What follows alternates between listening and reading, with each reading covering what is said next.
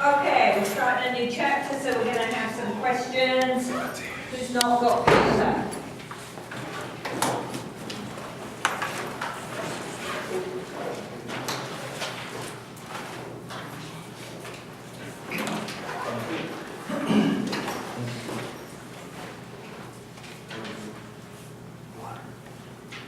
All right. Books closed, phones away.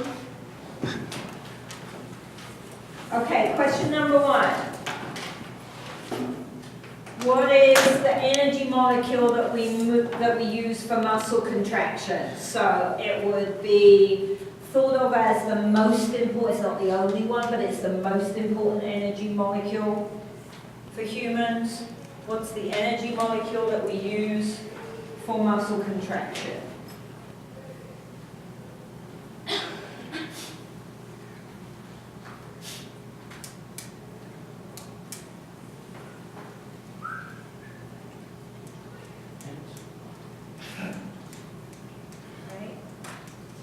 Question number 2. Does glycolysis break down fat or carbohydrate? Question number 1 is what is the energy molecule that humans use for muscle contraction? Question number 2. Does glycolysis break down fat or carbohydrate?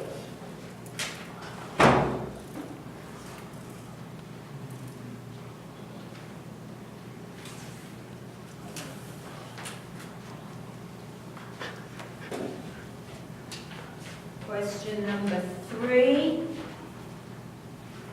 how long can anaerobic metabolism provide energy for? So if I put all of anaerobic metabolism together, what's the longest period of time that I'm looking for to use those systems before I have to switch over to a different system? Are you looking for a minute of time? Yes. Can you repeat the question? Sure. How long can anaerobic metabolism provide energy for? So what's my period of time before I have to switch over to the system we'll be looking at in chapter 3, aerobic? If I'm trying to work anaerobically, what's that period of time? For the whole thing, right? Don't worry about each system, just the whole block. Anaerobic, yeah. So question number 1, what is the energy molecule used for muscle contraction?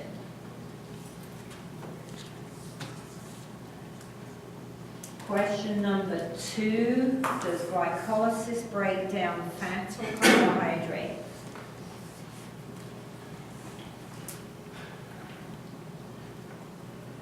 Question number 3, how long can anaerobic metabolism provide energy for?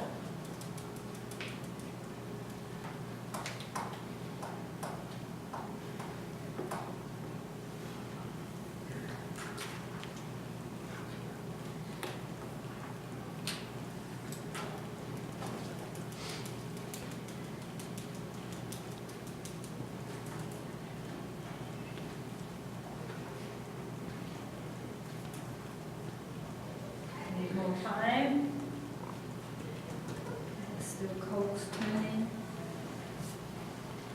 Okay, swap off for me.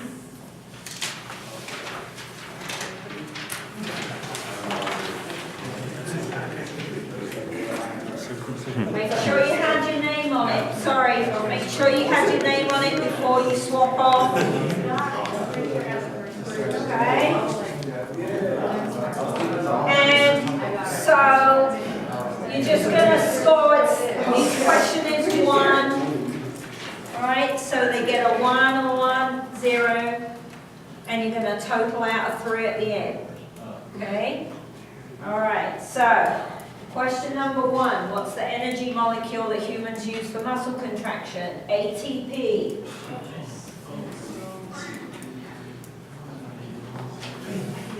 Question number 2.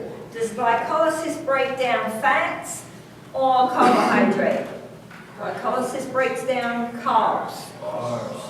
Yes. Question number 3. How long can anaerobic metabolism as a whole provide energy for? 2 minutes. Right? It's about 3. Somewhere. What if you put it like 2 to 5? So it's in the middle. Ooh, it can't go to 5. But people are different. That's true. Probably not double the length of time difference. No. So it's a great one. 3 minutes. How about, so 2 to 5 is what, half? So it's like 2 to 4. 2 to 4. 5 is a half. Dr. Walters. I will give you a half for 2.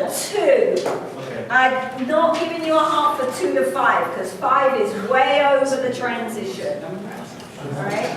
If you put just 2, you can have a half. And that's generous.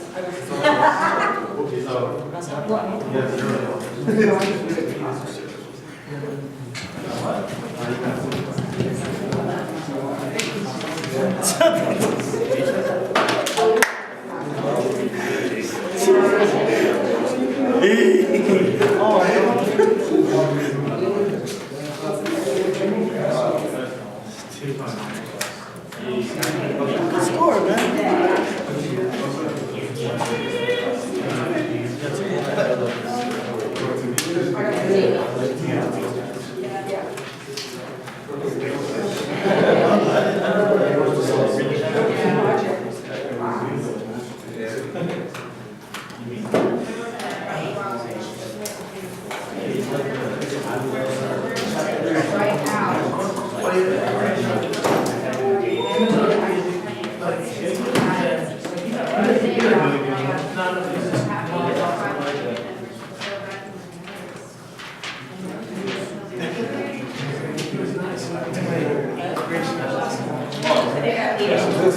All right, so ready to look? I'll find it again. Let's have a look. All right, some of this, for those of you that took A&P in any shape or form, if you took 207 or if you took the 209, 210 collection, then some of this should be reviewed, right?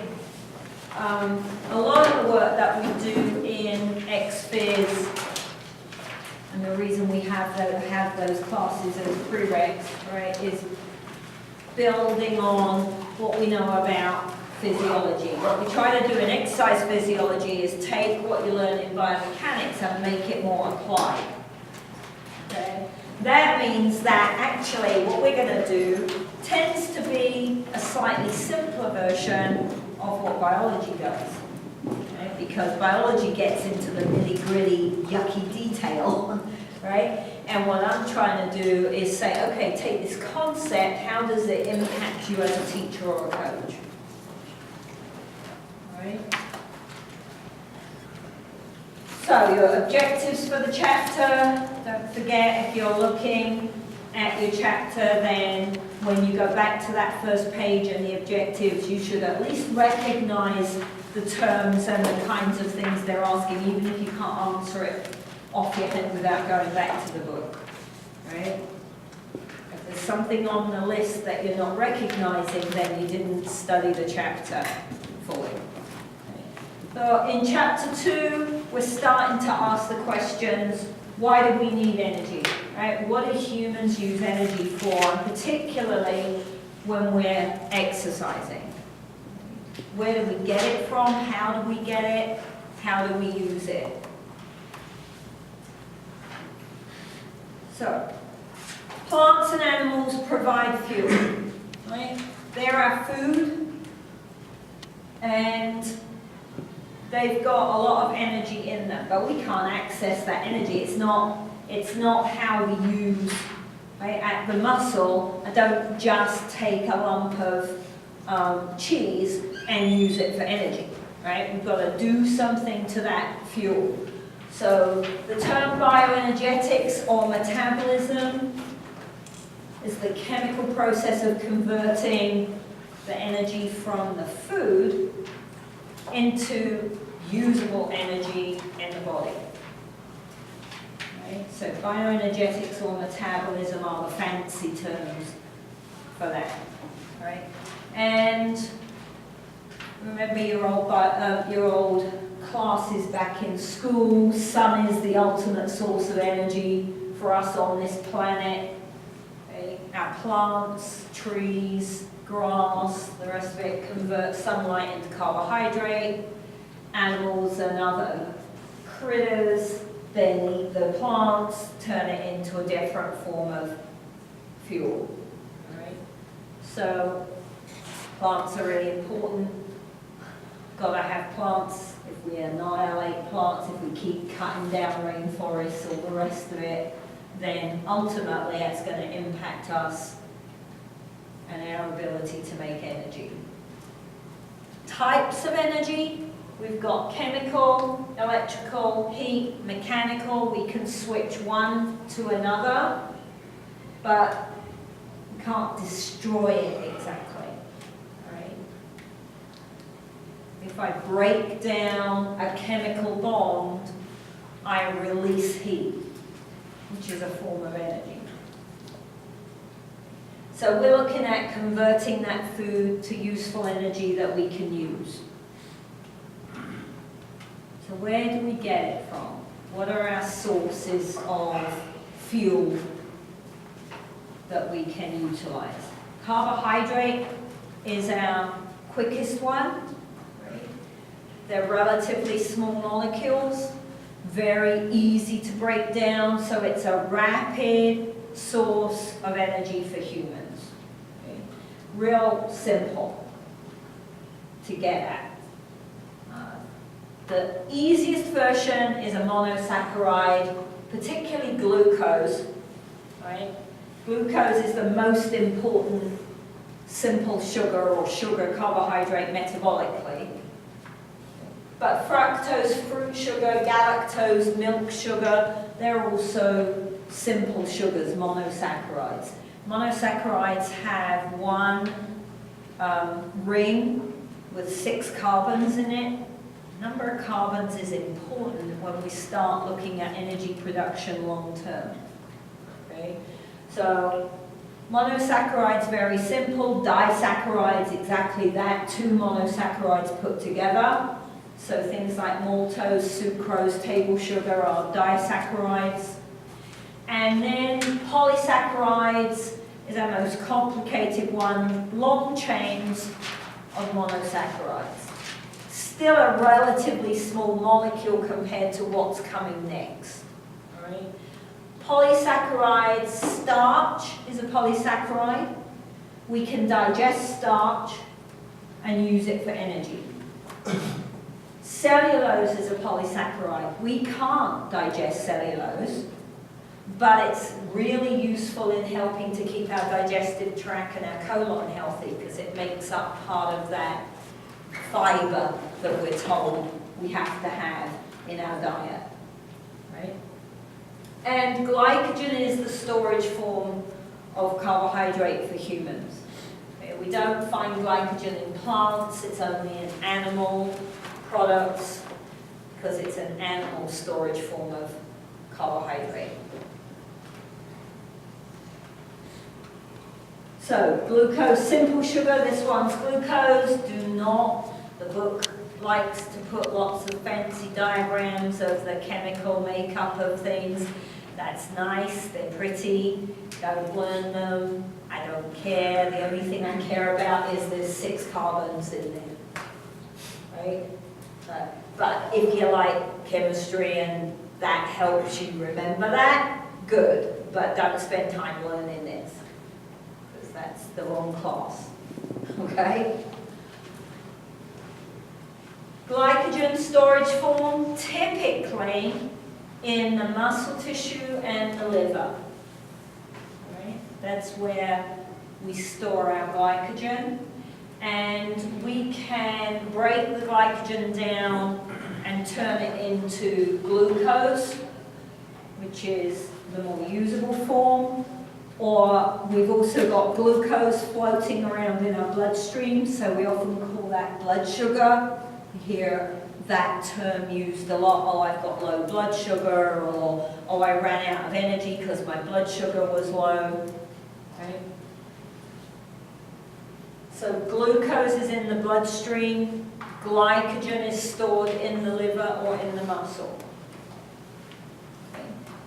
Glycogenesis is making glycogen from glucose. So if I've got extra glucose floating around in the bloodstream, it will get deposited at the liver or at the muscle, and it'll get built together into a glycogen storage form. Glycogenolysis, and I don't know, I'm sure that Dr. Barlow would crack up laughing at that. It's too long a word. Breaking the glycogen down. So I can break it down in the muscle tissue and use it right there and then in the muscle to make energy. Or I can break the glycogen down in the liver into glucose, dump it into the bloodstream, and it will move around the body and get picked up by an exercising muscle to use as energy. Right? So the job for the liver is to break the glycogen down to maintain blood sugar, blood glucose levels. So we want to keep those as stable as possible.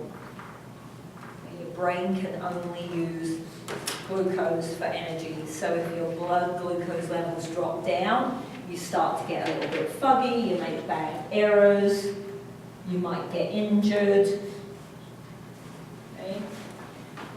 In the muscle tissue, the glycogen in the muscle tissue is going to get broken down and used directly for energy. It doesn't get dumped off into the bloodstream. Right? It's the same stuff, but the muscles kind of hang on to it because they're the ones that need the energy, so they just kind of suck it up.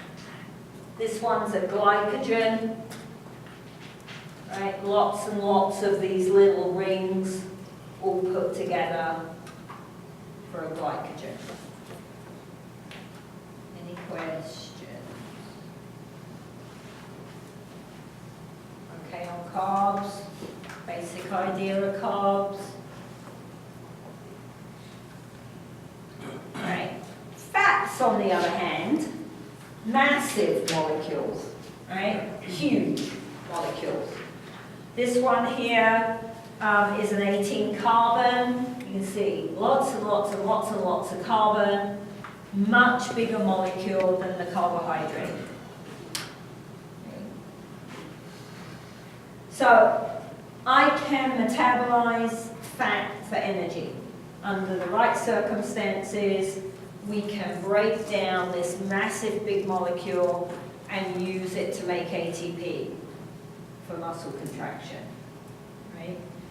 We can get fats both from plants or animal tissue. So if I'm a vegetarian or a vegan, I can still access a good fat source for my diet.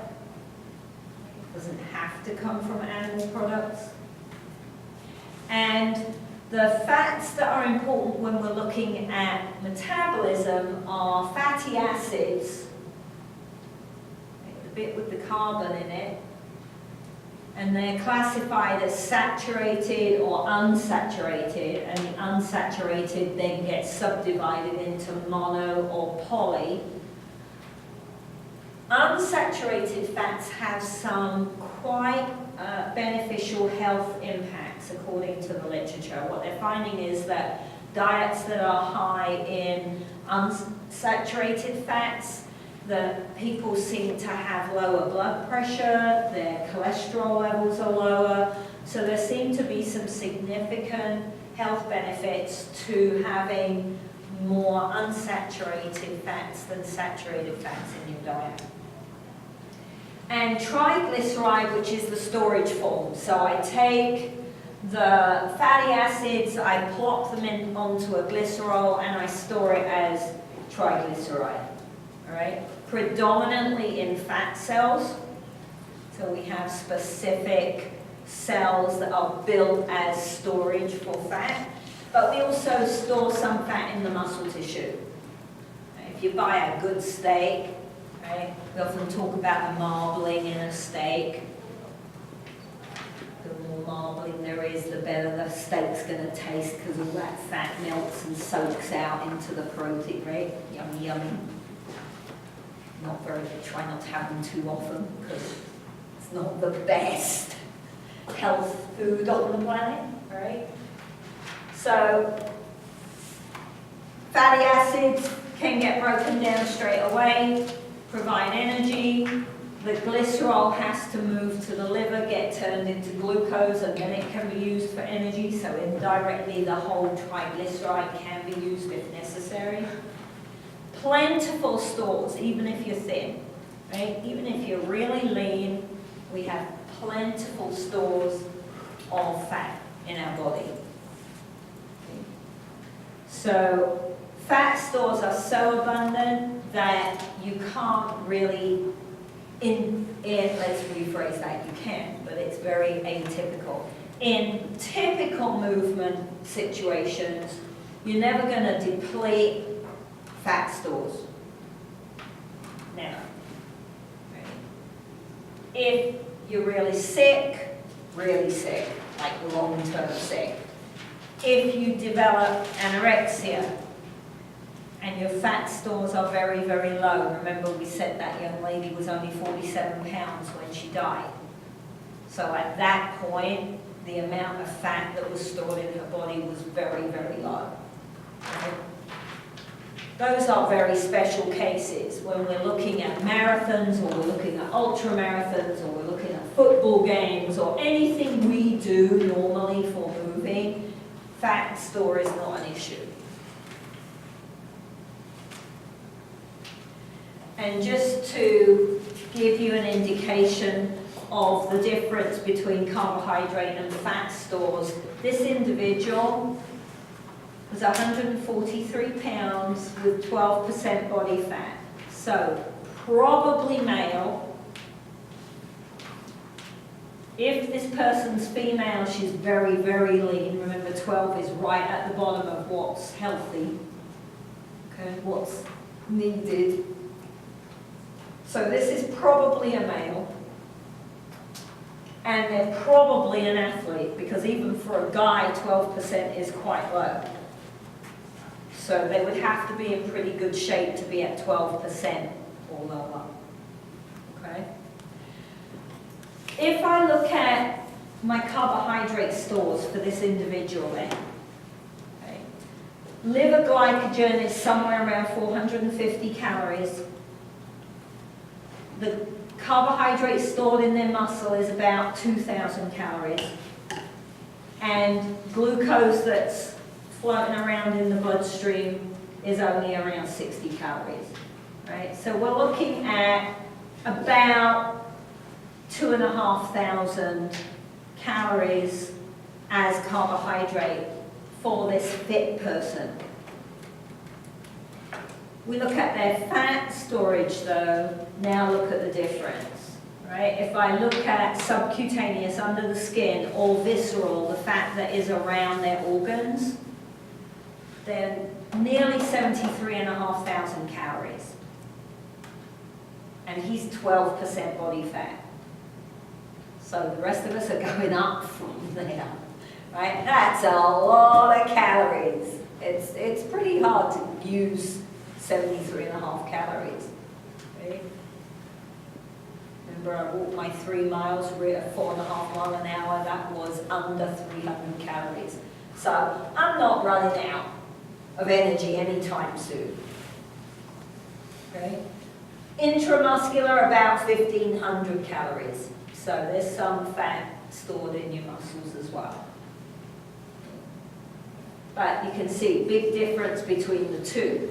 That's important because what that means is that it's very easy to run out of carbohydrate. And when we run out of it, it has implications for performance.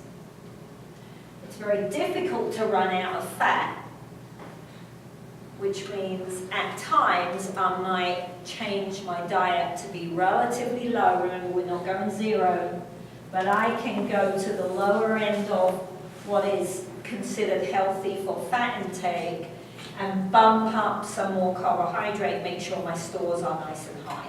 I want them as full as possible in certain circumstances. Make sense? Okay. All right, so what about our third food group then? If I think about proteins, there's a lot of information right now bandied around in the media about high protein diets and, oh, I can use, you've got to have lots of protein so you got lots of energy. We hear that a lot right now. High protein diets are the fad at the moment. Okay, I've got to have lots of protein. Eat more protein at breakfast, you'll have more energy during the day. Well, that's problematical. Okay, it's actually almost a lie. Not quite. That's the problem with advertising. Right? They take something and they twist it around so it's basically not true, but you can't really accuse them of lying. Okay. So, proteins found in both animals and plants. So I can get good protein sources from plants if I don't want to eat animal sources. It's easier to fulfill my protein requirements from animals. If I'm going to do it through plants, I've got to be a little bit clever about it. On the whole, there's not very many complete protein groups in plants that we know of right now. We're always finding new plants, so that might change, but okay. Proteins are built from amino acids. So amino acids are the bricks, the building blocks. And there's somewhere around 20 amino acids. And all the different proteins that we have available are built from these 20 types of amino acids in different combinations. Okay. We have 9 essential amino acids. That means when they're under that umbrella of essential, that means my body can't make them for me. So the only way to have them available to build a protein is to have them in your diet on a regular basis. Okay. Non-essential amino acids, the other 11 or so, can be synthesized. So if I don't eat them, there are ways for my body to still make them and have them available to build a protein.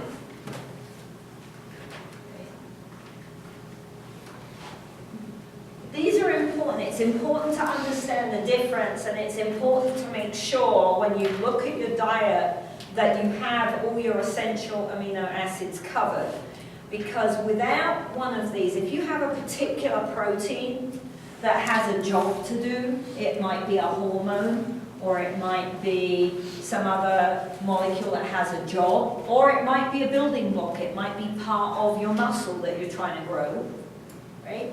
If you have a particular protein that you're trying to use and it's missing an amino acid, either it doesn't get made or it can't do its job properly. So it's really important that we make sure when we look at what we're eating, am I covering everything, particularly if I'm on something that's restricted, whether it's restricting a particular food group or whether it's restricting calories. Either of those cases means you need to pay attention. If you want to be an athlete, if you want to compete, if you want to be skillful, you would have to provide the fuel to be skillful, right? Have to. I can't build muscle if I'm missing amino acids because I'm on some silly diet.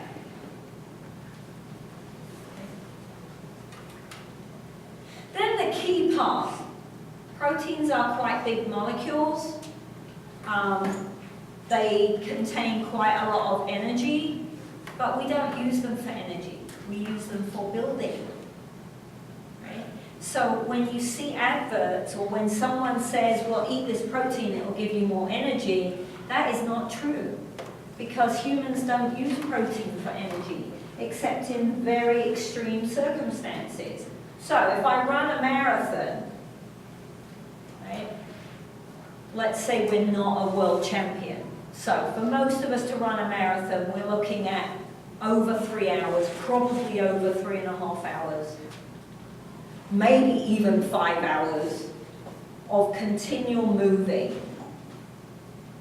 In a marathon, if I come in at 4.5 hours, I move continuously for 4.5 hours. 5% of the energy I needed to run that marathon might have come from protein. 5%. And most of us don't run marathons every day or move continuously for 4.5 hours every day. So most of us rarely use protein as an energy source. Our bulimics and our anorexics use protein as an energy source because they don't give their body the nutrition it needs to make ATP, and so it will steal it from muscles. So what you see, part of the reason, particularly when you look at an anorexic, that they have such high weight loss is that what happens is their body starts to leach food from their muscles. They actually start eating themselves, basically. Right? Because it's so starved of calories, it's going to take them from somewhere else. So neither of those is the typical picture. So typically, we do not use protein. So you've got to be careful with the current media that is going on around protein. Is protein useful? Hell yes. Do we need it? Yes. If I'm trying to build muscles, or if I'm trying to compete and I'm going to injure myself, or I'm just going to train hard and every day I'm going to do some little bits of damage to muscles, I have to fix that. That takes protein because that's the building block. But I don't use it for energy, generally. Okay. Questions, carbs, fats, protein. All right, start to think. The best way to have any understanding of the material is start to use it every day. Right? So just start to pay attention. When I'm eating this, what am I eating? Right? How am I going to use it? When am I going to use it? Is it useful? Am I going to put empty calories? We used that term the other day. Am I going to put empty calories in my body that I can't use? It's a personal choice. I do, because I'm not giving up wine. Right? Wine has carbohydrate, but you don't really use it for energy. It's got some other things in it that are quite useful, particularly for women, so that's my argument, and I'm sticking to it. Right? But why am I putting this in my body? What is it? When am I going to use it? How do I classify it? How much of it am I eating? Because we'll look at that later in the semester. Okay. All right. So, something else we have to look at before we actually look at how do we make the ATP is molecules called enzymes. Enzymes are protein molecules, and they help chemical reactions, and in our case specifically, we are looking at metabolism as a chemical reaction. Right? So enzymes are highly important when we start looking at energy production, breaking down food groups and turning those foods into energy. Right? Enzymes don't cause the breakdown or cause the production of energy. Right? They facilitate. And they do that by lowering the amount of energy that's necessary. So if I'm going to digest food, I'm going to get energy from the food, but it takes energy to digest the food. Right? If the right enzymes are available in my digestive tract, then that digestion doesn't take as much energy as otherwise it would. It's still going to happen if the enzyme is missing, but it's going to take way longer. It's going to be much slower. If I'm looking at energy production for movement, then I'm not going to get as much ATP in a given amount of time as I would have done if I had the enzyme available. So they work on what we call a lock and key mechanism. Every enzyme has a very specific shape, and it only works on a particular kind of molecule. Okay? So you could think about this as this enzyme could be lipase. Okay? Enzymes often end with the letters ASE. Anything A's tends to be an enzyme. And quite often, the front part of the word will tell you what they're doing. So lipase, fat is a lipid. Lipase facilitates breaking down lipids, fats. Okay. So in this diagram then, this is your enzyme molecule, so this would be lipase. And this is the molecule of interest. This would be, in this case, triglyceride. I'm going to break down a stalk of triglyceride. Okay? The triglyceride sits into the enzyme because they have a shape that fits the shape in the enzyme. And the enzyme facilitates breaking the triglyceride into a glycerol and free fatty acids. So, in this particular instance, the arrow's going down. It would be catabolic. I'm breaking something apart. It can also be anabolic. The enzymes can help put things back together to get back to where we started. All right? So if I've got additional calories that I'm not using to move, then an enzyme is going to help put the glycerol and the free fatty acids back together into a triglyceride and make me fatter. Doesn't cause the effect. Don't get on the loop of enzymes cause breaking down of substrates and creating energy. They facilitate, they help out, particularly when we're looking at energy, because we are trying to break things down a lot when we're making energy for exercise, right? In a multi-step process, like looking at glycolysis in anaerobic metabolism, then one of those enzymes is likely to be rate limiting. So it's the one in the whole process that if we're short on it, would slow the whole process down. Now, enzymes are fussy little so-and-sos, right? Very fussy. Not only do they have a particular shape and they only facilitate catabolism or anabolism of a particular molecule, but they like to work at a particular temperature. So they're very fussy when it comes to temperature, very fussy when it comes to pH, acidity levels, and very fussy about whether or not they require a coenzyme. So when we exercise, this can be beneficial because when we exercise, body temperature goes up a little bit.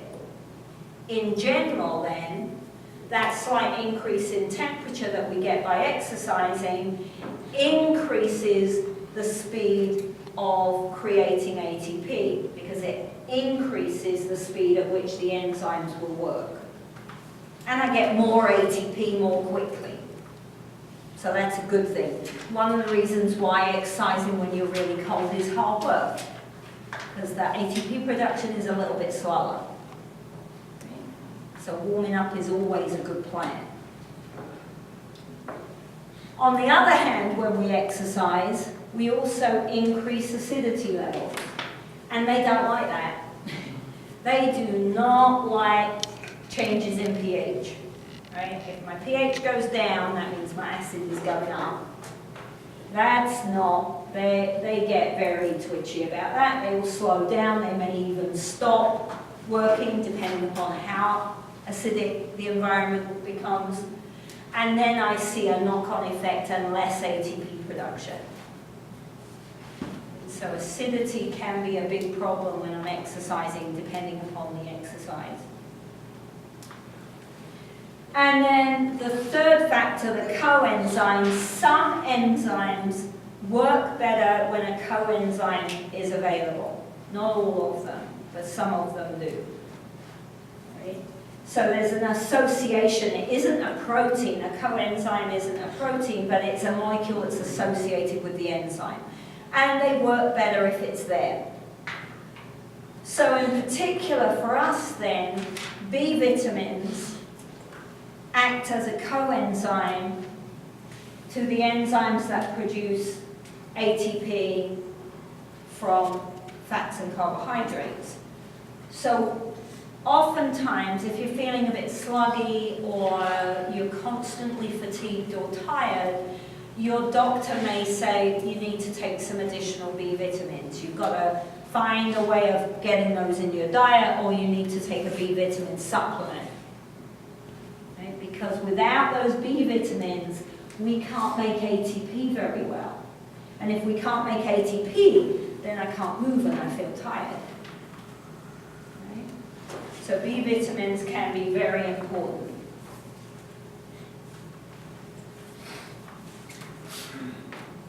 Okay, so our energy molecule, ATP. ATP stands for adenosine triphosphate. Big long word, lots of big long words in XPhys. Luckily, lots of them get cut down into little short versions that are easier to remember. All right. Most of the time, you don't need to remember the big long word unless that helps you. ATP is just fine. If you can't remember what ATP stands for, you can look it up anywhere. And if you're talking to anyone who knows anything about exercise physiology, they'll know what ATP is. So if the big long word gives you the heebie-jeebies, don't worry about it. Okay. At this point in time, that's not the crucial thing we need to know. Most important energy molecule in our cells, not the only one, but it's the one we can use, and we can't use the others. We have to convert them somehow. We can make ATP anaerobically, we can make ATP aerobically. So chapter 2 is looking at how do we create ATP anaerobically. Chapter 3 then looks at what happens if we switch to aerobic metabolism.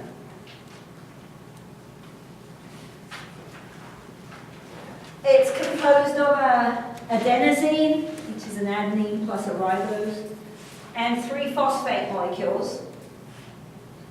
And we also can have a diphosphate version, adenosine diphosphate, add an additional phosphate on, now we have a triphosphate. The diphosphate version is not any good to us as humans. We can't use that. And here's why. So, we have adenosine, right? And it is attached to an inorganic phosphate, another inorganic phosphate, another inorganic phosphate. Okay? I can break ATP apart. Okay? And I'm left with my adenosine with 2 phosphates plus hydrogen. Here's my acid problem. Hydrogen's the acid. and we release energy. Okay. This is called exergonic. Did I get that around the right way? Yes. Exergonic. Right? It releases energy. So if I'm going in this direction, if I start with ATP, I can break down ATP into ADP and release energy. Should have another PI there. Right? So what we actually do is this third bond here, this is the one that's useful for us. That's energy. I break off the last inorganic phosphate, I can release that energy, I can use it for muscle contraction. Now, that's good, but what happens if I run out of ATP? I have to be able to rebuild ATP. So our initial rebuild can go this way, right? I can take adenosine diphosphate, I can add an inorganic phosphate, I have to add some energy and get back to ATP. If I'm going this way, it's endergonic, right? It requires energy.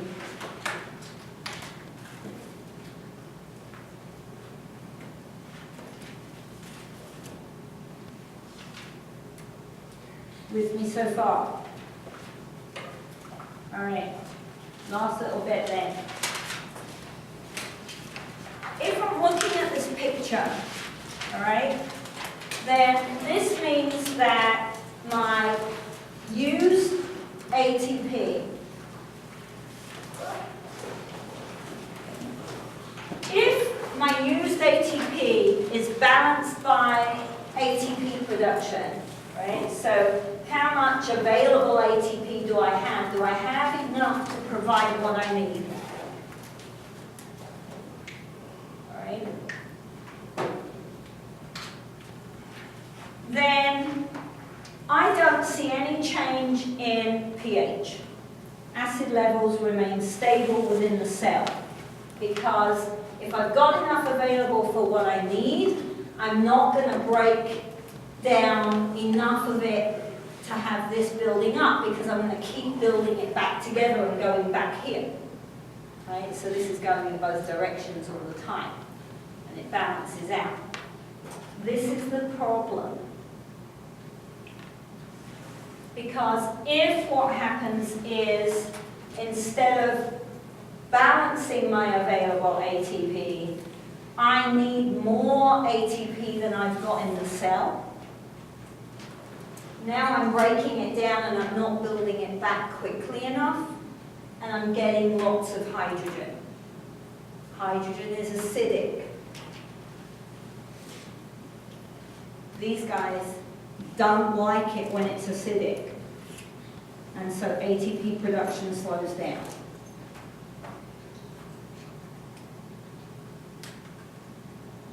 Yes?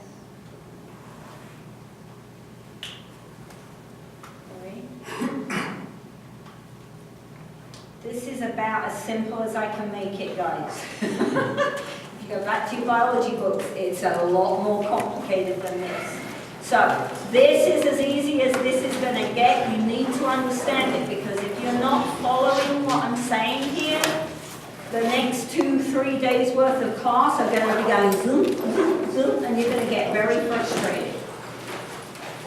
So, I would recommend that you take time to review this before Friday. All right?